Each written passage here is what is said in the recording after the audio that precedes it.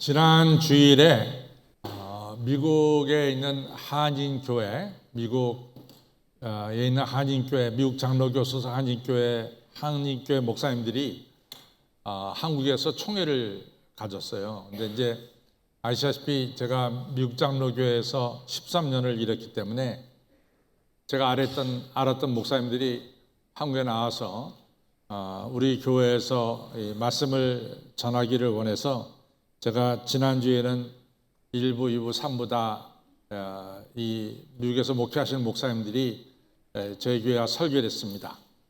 그 중에서 저는 1부 예배 설교 시간에 그 목사님이 자기의 하나의 체험을 얘기했는데 어머니가 이 캐나다에 계시고 이 목사님 메릴랜드에서 목회하시는데 이제 어머니 뵈러 갔다 가는 거죠.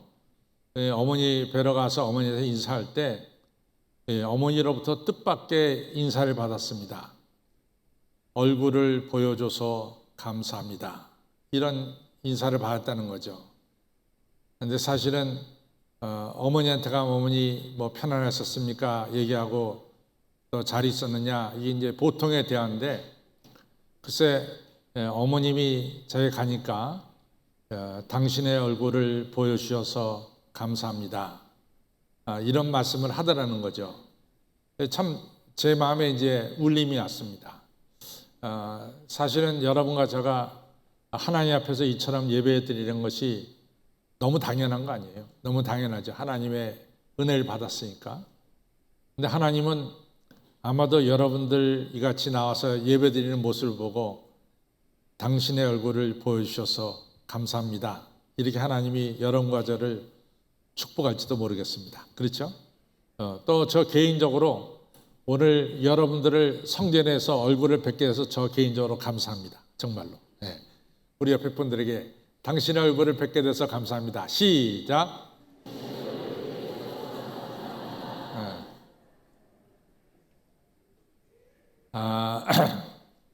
유명한 헤겔이라고 하는 철학자가 있지 않습니까? 이분이 보니까 1770년대에 태어났는데 이분이 태어날 때는 독일이 신성 로마 제국이었어요. 그다음에 이분이 살면서 프로이센, 우리가 독일의 이전 국가의 이름이 프로이센이잖아요. 프로이센으로 바뀌었습니다. 그래서 이분이 쉽게 말하면 지금 말하면 독일 철학자죠. 근데 그 당시 1770년대, 1800년대는 영국이 세계를 지배할 때입니다. 그래서 소위 말해서 해가 지지 않는 나라 영국이었죠. 이분이 그 당시에 대국인 도대체 영국 국민들은 어떤 정신을 가졌기에 이 세계를 지배할 수가 있었을까? 뭐 이런 것을 이제 연구하기 시작했습니다. 근데 이분이 연구하다 보니까 영국의 정신사의 그 밑바닥 베이직에는 유대교 정신이 들어있더라 그 말이에요. 유대교 정신이. 그것을 발견합니다. 근데 헤겔 이 사람이 독일 사람인데 별로 유대인을 좋아하지 않습니다. 별로 유대인을 안 좋아합니다. 좋아하지 않습니다. 그러나 이 영국 사람들의 정신의 밑바닥에 유대인 정신이 들어있기 때문에 할 수 없이 유대인 정신사를 또 연구하기 시작했습니다. 그래서 그분이 유명한 책, 세계 정신사 대계라고 하는 큰 책을 써놨죠. 거기서 보면은 이 유대인 정신의 이 3대 요소가 영국 사람들의 정신의 밑바닥에 있더라 이거죠. 그 첫 번째가 뭐냐면 3대 정신의 밑바닥에는 첫 번째는 안식일 제도가 있더라 그 말이죠. 안식일. 그러니까 6일 일하고 하루 쉬는 이런 안식일 제도가 있더라 그 말이죠. 근데 실제로 우리가 십계명 제4계명이 이제 안식일을 지켜라. 6일 동안 일하고 제7일째 안식일을 지켜라. 그 말씀 아닙니까? 근데 그 말씀이 지금 세계 어느 나라 가든 6일은 일하고 제7일째 쉬는 이 안식일 제도가 정착이 됐어요. 그리고 유대인들 보면은 6년 동안 그 땅에서 농사를 짓지만은 제7년째는 그 땅을 휴경시킵니다. 그리고 그 다음에 가서 또 농사를 짓죠. 그래야만이 그 땅이 계속해서 추수할 수 있고 생산물을 낼 수 있다라고 하는 얘기입니다. 만약에 그 땅을 쉬지 않고 계속해서 농사를 지면은 그 땅이 얼마 못 가서 황폐하게 되는 걸 갖다가 수없이 경험한다 그거죠. 그래서 6일 일하고 하루 쉬는 이 안식일 제도는 사실은 세계 모든 민족에게 이 성경 말씀이 영향을 끼친 겁니다. 저는 개인적으로 책을 읽다가 보면은 막 눈도 피로하고 머리도 무거워져요. 그러면 눈을 탁 감고 한 10분, 20분 이렇게 쉬었다가 눈 감고 있다가 다시 책을 보면은 제가 읽었던 그 글 중에서 놓친 것들이 있어요. 그 놓친 것들이 다시 보여지더라 그 말이죠. 그래서 우리가 쉰다고 하는 것, 6일 일하고 7일째 쉰다고 하는 것은 저는 대단한 중요한 의미가 거기 있다 이렇게 생각합니다. 그래서 마태복음 11장에 무겁고 힘든 짐을 진 자들아 다 내게로 오라, 내게서 쉬라 하는 예수님의 말씀은 상당한 우리에게 축복의 말씀이다 이렇게 생각할 수 있습니다. 두 번째로 이 유대인 정신 중에 두 번째로 이 영국 사람들의 정신에 끼친 두 번째 영향은 뭐냐면 시나고그 제도입니다. 시나고그 제도. 근데 여러분들 아시다시피 시나고그를 다른 말로 말하면 회당이잖아요.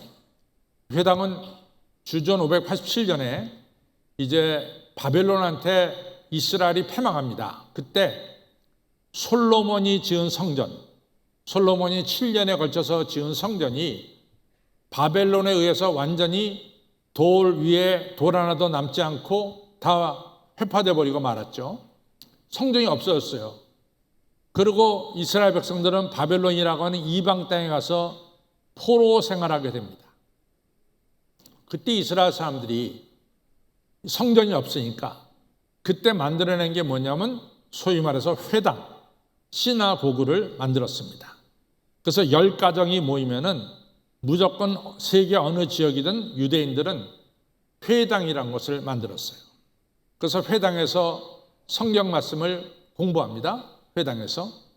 그 다음에 회당에서 유대인들끼리 모여서 그 유대인들 커뮤니티, 그 사회 속에서 일어나는 일들, 이러한 일들을 서로 나누는 그런 아주 중요한 장소가 이제 시나고그가 되겠죠. 시나고그의 영향을 받아서 여러분 우리 개신교회는 뭐가 생겼냐면 지역마다 교회가 생기기 시작했어요. 그래서 여러분들 유럽에 가보면은 유럽의 시청 앞에 바로 교회가 있습니다. 그래서 시나고그의 영향을 받은 게 바로 이 교회입니다. 그래서 여러분과 저는 사실 뭐 다 그런 건 아니겠지만 저 개인적으로는 해외에 나가면 제일 먼저 찾는 게 교회입니다. 이 교회가 바로 우리가 하나님께 예배 드릴 수 있고 말씀 들을 수 있고 교통할 수 있는 이런 장소가 되겠죠. 제가 한때 어떤 질문을 속에 가지고 있었냐면은 이 1948년 5월 14일 날 이스라엘이 지금의 팔레스타인 땅에서 독립을 하게 됩니다. 근데 이제 독립할 때 그 당시에 그 팔레스타인 땅에 있는 사람들이 독립을 시작했는데 그 다음에 우리가 알다시피 시오니즘이라고 하는 유명한 유대 운동이 벌어졌죠. 시오니즘이라는 운동. 그래서 러시아에 살고 있었던 유대인들, 또 아프리카에 살고 있었던 유대인들, 또 유럽과 북유럽에 살고 있었던 유대인들, 또 미국 땅에 살고 있었던 유대인들이 대거 이제 팔레스타인 땅으로 돌아가기 시작합니다. 그것이 이제 시오니즘 운동인데 저는 그때 이제 의문이 뭐냐면은 이스라엘 사람들이 2000년 동안 나라가 없이 지냈거든요. 근데 제가 성경을 보면은 예수님 시대까지만 하더라도 그 사람이 어느 지파 사람이냐, 12지파 중에서 어느 지파에 속했느냐, 이걸 좀 따진 어떤 것 같아요. 그래서 우리가 빌립보서에 보면 사도 바울이 나는 베냐민 지파다라고 말한 걸 보면은 그때까지만 하더라도 이스라엘 사람들은 12지파 중에서 내가 어느 지파 사람이다라는 걸 갖다가 서로 나눴던 것 같아요. 근데 그 뒤에서는 유대인들의 이름이 나오지만 그 유대인들의 이름이 어느 지파 사람이다라는 것이 나오질 않습니다. 그러니까 지파 개념이 유대인들에게 없어졌어요. 그러니까 소위 말해서 족보가 없어졌다는 얘기죠. 근데 이러한 사람들이 뭐 아프리카에서 유럽에서 막 몰려들어서 나는 유대인이다 이렇게 말할 때 뭐를 가지고 도대체 저 사람이 유대인인 것을 증명할 수 있느냐? 저 개인적으로 한때 그것이 의문이었어요. 그런데 제 그 의문이 풀린 게 뭐냐면은 그 당시에 세계에서 몰려드는 유대인들이 너는 유대인이다 라고 받아들이게 된 중요한 증명서가 하나 있는데 그 증명서는 유대인들이 유럽이나 미국이나 각 지역에 살 때 그 동네에 다 시나고그가 있었어요. 그 시나고그에서 랍비들이 성경을 가르쳤습니다. 그래서 그 랍비들이 A라는 사람은 유대인이다 이렇게 편지 한 장만 써주면은 그 사람은 그 편지 가지고 마치 한 나라의 패스포트처럼 그 사람이 유대인으로 받아들였던 거예요. 그러니까 이 시나고그 제도가 얼마나 중요한가 또 큰 영향을 미쳤는가 하는 것도 알 수 있어요. 실제로 예수님께서 이제 자라나셨을 때 회당에서 설교하셨어요. 그래서 우리가 잘 아는 대로 누가복음 4장 18절로부터 19절에 나오는 주의 성령이 내게 임하셨으니 이는 내가 가난한 자들에게 복음을 전하게 하시려고 내게 기름을 부으사 포로된 자에게 자유를 눈먼 자에게 다시 보게 함을 눌린 자를 자유케 하려 하심이라. 이 유명한 누가복음 4장 18절 19절에 나오는 말씀이 다 어디서 말씀이 된 거냐? 나사렛 회당에서 말씀하신 거예요. 그 다음에 사도 바울이 전 세계 다니면서 복음 증거할 때 제일 먼저 뭐 데살로니가면 데살로니가, 고린도면 고린도, 그 지역에 가서 제일 먼저 말씀을 전한 것이 어디냐? 회당입니다.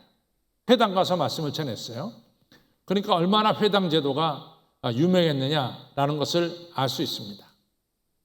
세 번째로 유대인들에게 있어서 중요한 것은 뭐냐면 가정입니다. 가정.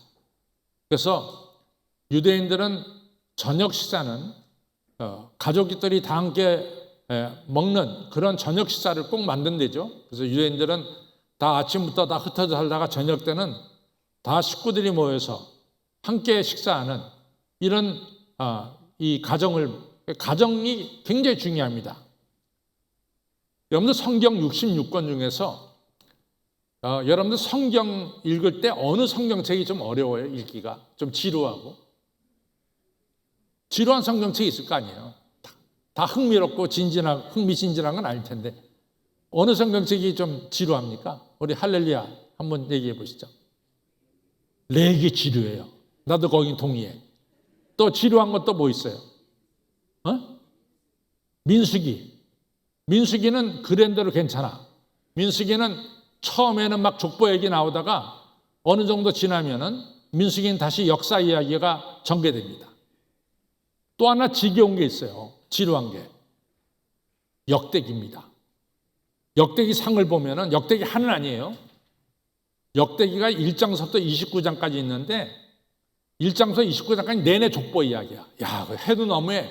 그 한 민수기처럼 한 10장 정도 족보 얘기하고 그 다음에는 역사 얘기하면 좋은데 이 역대기 상은 1장서 29장이 다 족보 얘기야.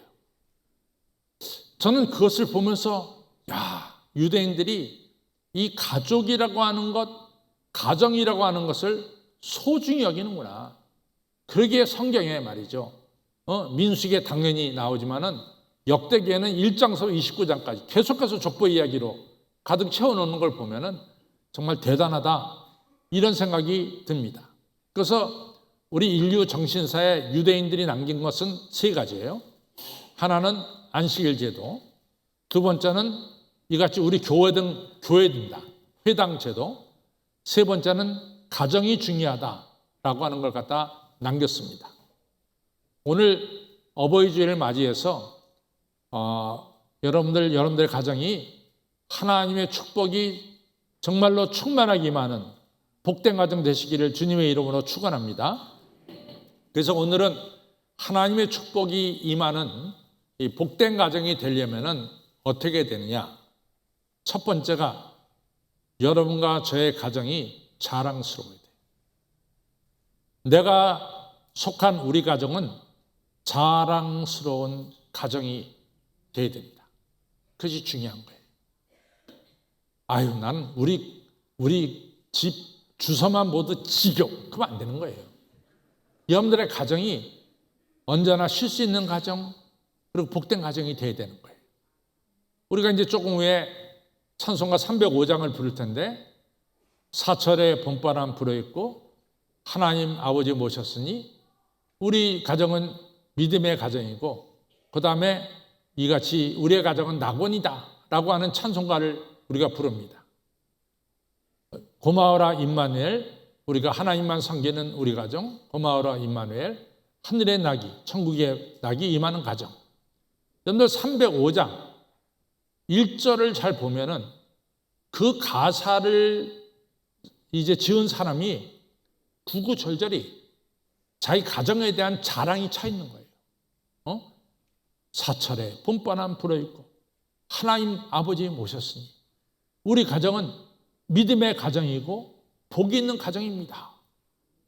이러면서 구구절절히 그 찬송가 305장의 1절 가서는 자기 가정을 자랑스럽게 여기고, 그리고 자기 자랑은 정말로 자기 가정은 복된 가정임을 아주 분명하게 밝히고 있는 자기 가정을 자랑하는 복된 가정입니다.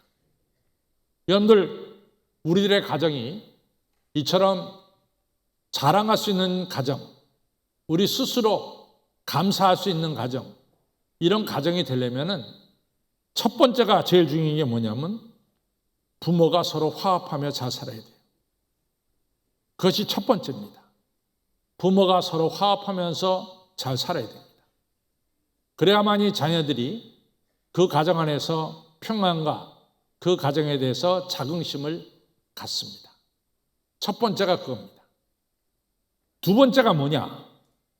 가정 구성원들끼리 서로 칭찬을 해줘야 돼요. 가정 구성원들끼리. 이게 굉장히 중요합니다. 26살 난 이 남자 청년이 맨날 나는 못해요. 저는 자격이 없어요. 이 열등의식에 푹 빠져 살아요. 목사님 너무 안 됐어. 내가 보기에는 그 친구가 절대로 못할 사람도 아니고 얼마든지 하면 할 수 있는 사람인데 맨날 말끝마다 저는 못합니다. 저는 실수가 많습니다. 저는 이게 겸손이 아니라 그 말이에요. 너무 열등의식에 빠졌어요. 그래서 목사님이 그 청년을 붙들어 두고, 야, 내가 보기엔 당신은 말이야 무슨 일인지 잘할 수 있을 것 같아. 근데 왜 잠깐만 말끝마다 나는 못해요 그러냐.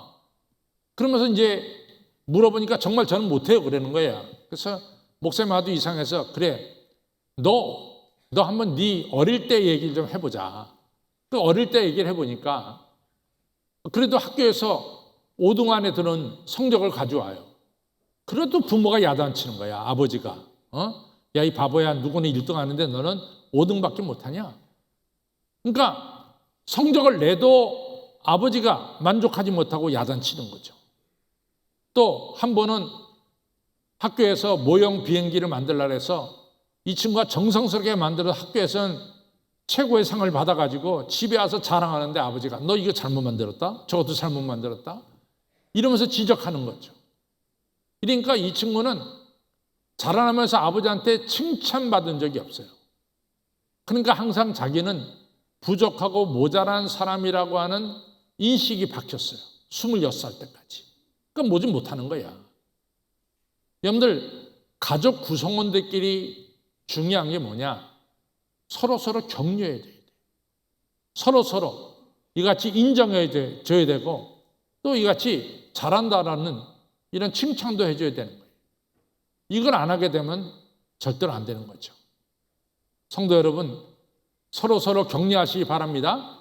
서로 칭찬해 주시기 바랍니다. 그래야 그 가정 식구들이 자기 가정에 대해서 자긍심을 가져요. 세 번째로 중요한 게 뭐냐? 가족 구성원들끼리 공부를 좀 해야 돼요. 서로 공부해야 됩니다. 지난 주간에 신문에 났죠. 김영석 교수님이 106세래잖아요. 106세. 근데 그분의 얼굴을 보면 누가 106세로 합니까? 한 80대 노인 정도 보이는 거죠. 굉장히 젊어 보여요. 근데 실제 나이는 106세가 맞습니다.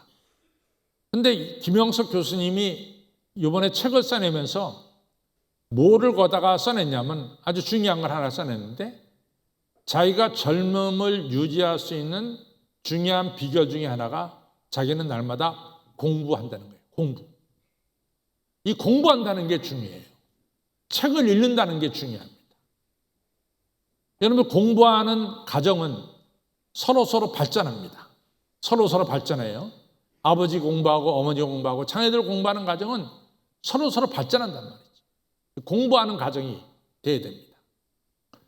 네 번째로 이 가정이 자랑스러운 가정, 우리가 자긍하는 가정이 되려면은 경제적으로 좀 어렵지 않아야 돼요. 경제적으로 어렵지 않아야 돼요.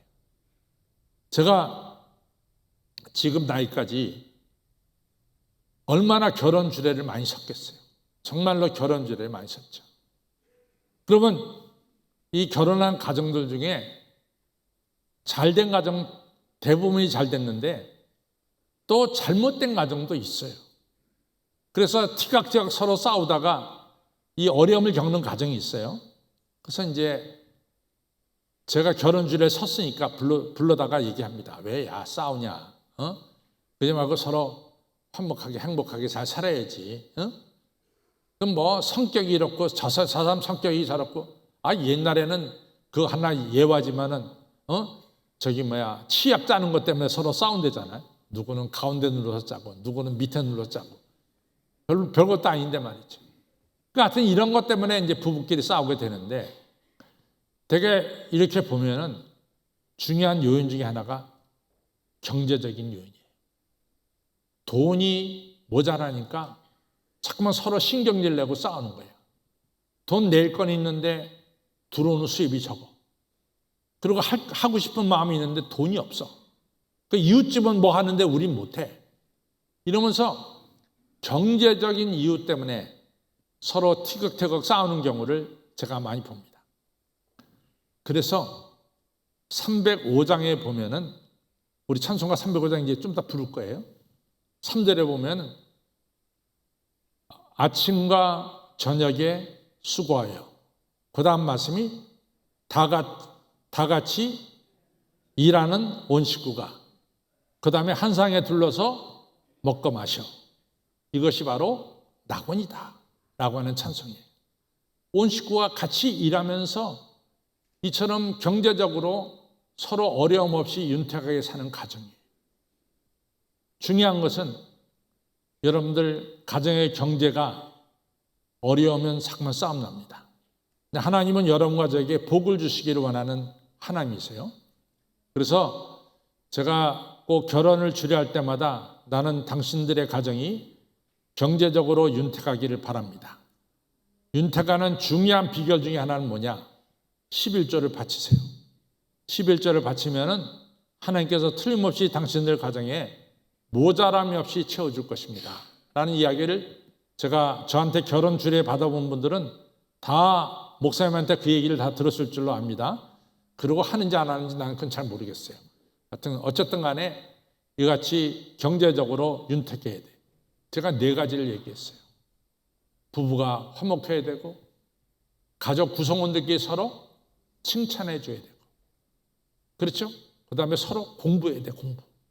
그냥 맨날 집에만 들어오면 텔레비 켜고 아침부터 저녁까지 보는 게 아니라 책을 펴놓고 공부 좀 하는 이런 가정들이 되고 그 다음에 서로 일해서 이 경제적으로 서로 도움을 주는 이런 가정이 돼야 될 줄로 믿습니다.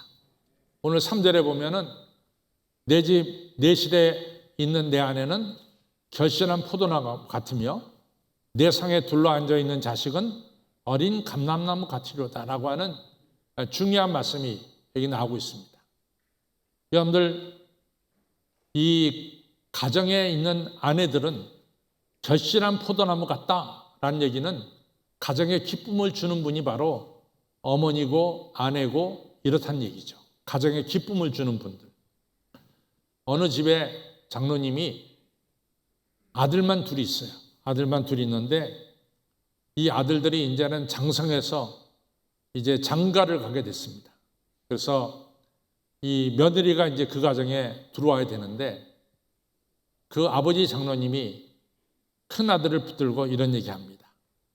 얘야, 나는 우리 집에 며느리로 들어올 사람에 대해서 내 생각은 그 우리 사돈댁이 상대방 집이 돈이 많다, 적다. 나는 그거 생각하지 않는다. 그 다음에 내 며느리 될 애가 뭐 박사다. 나 그것도 별로 생각하지 않는다. 내 며느리 될 애가 아주 뛰어난 미모를 가졌다. 나 그것도 별로 생각하지 않는다. 나는 우리 집에 들어올 며느리가 우리 집에 들어와서 우리 모두가 다 그 며느리를 볼 때마다 기뻐했으면 좋겠다. 기쁨을 주는 며느리가 왔으면 좋겠다. 긍정적인 며느리가 왔으면 좋겠다. 그리고 집안을 좀 깨끗하게 정리하는 이런 며느리가 왔으면 좋겠다. 그리고 하나님을 경외하는 며느리가 왔으면 좋겠다. 이렇게 얘기를 했다는 거예요. 여러분, 성경 말씀 그렇잖아요. 내 집 내 실에 있는 내 아내는 결실한 포도나무 같다. 뭡니까? 우리 모두에게 기쁨을 주는 사람이 되어야 됩니다. 그리고 내 상에 둘린 자식은 어린 감람나무 같으리로다. 여러분, 감람나무가 얼마나 소중하겠어요? 예전에 성전의 불은 다 뭡니까? 감람유로 켰어요. 그렇죠? 두 번째, 누가 상처가 났잖아요. 이 상처 난 사람의 뭘 바릅니까? 감람유를 발랐어요. 그 다음에 왕이 될 때, 또 제가 목사로 임직할 때 우리 머리에다 뭘 붓습니까? 감람유를 붓는 거예요. 그러니까 이 감람유라고 하는 것은 너무 소중하게 쓰임받았어요. 밝히는데, 등불을 밝히는데, 치료하는데, 그리고 이 왕가 제사장 될 때 감람유를 뿌렸습니다. 그러니까 내 상에 둘린 자식은 존귀한 자가 된다는 거죠. 여러분, 이러한 축복받은 가정이 되시기를 주님의 이름으로 축원합니다. 두 번째로 축복받은 가정은 생육하고 번성하는 가정이에요. 생육하고 번성하는 가정. 우리가 지금 시편 128편 읽었는데 그 바로 전편이 127편이에요. 이 자식은 하나님이 주신 기업이고 태의 열매는 하나님의 축복이라고 했어요. 그리고 젊은 자의 자식은 장사의 수중 안에 있는 화살과 같으니 화살이 전통에 가득한 자는 복되도다. 저가 성 앞에서 여러 사람들 만날 때 절대로 수치를 당치 않을 것이다. 이렇게 말씀하고 있습니다.